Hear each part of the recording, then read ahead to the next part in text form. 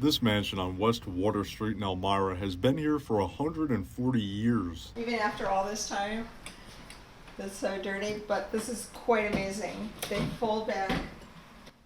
Here we have what was the ladies' parlor. This was considered the library. We plan to leave the brick walls exposed. This is where all the old heating goods were. Known to many as the Sampson J. Friendly House, it was made for real estate investor and merchant Sampson J. Friendly. The house's brick exterior may look nice from the outside, but the interior shows years of neglect. But that doesn't matter to the home's owners. When we first walked into the house, we both had the same, oh my goodness, this place is amazing. Peeling paint, dilapidated ceilings, and extensive water damage are just a few repairs that need to be made. I'm on a very strict budget. I sold my home in Florida to help finance it. I've had a contractor, the same contractor who said the house would cost $3 million to rebuild, estimate about $300,000. The property sold for less than $100,000 in October 2021, but what renovations have been made since?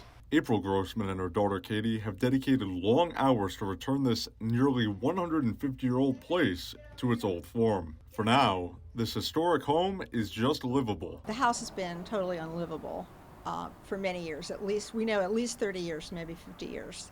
And so I came up with an RV and lived in the backyard all last summer while we did nothing but just clean and get debris out of the house. But we're actually able to live in the house now. We have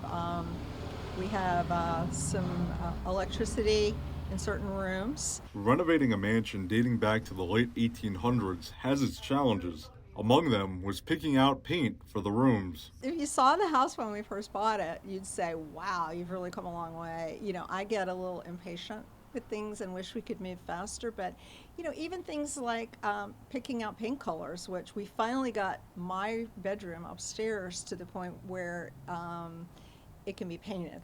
The guy who painted it for me couldn't believe I picked this color. The house also isn't equipped with modern security technology. Well, the first challenge was getting it cleaned up and getting even a lock on the front door. There was a padlock on the front door.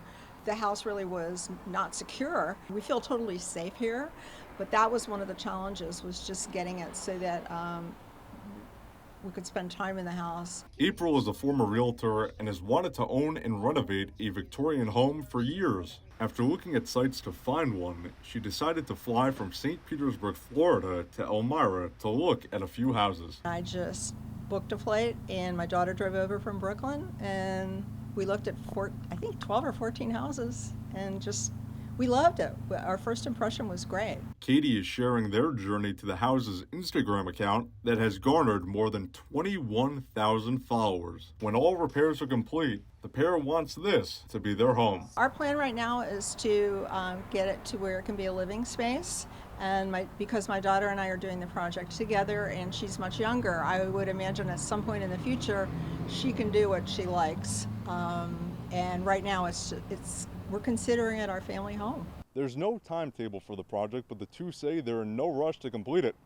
If you'd like to learn more about the renovations going on here, visit our website. It's mytwintiers.com.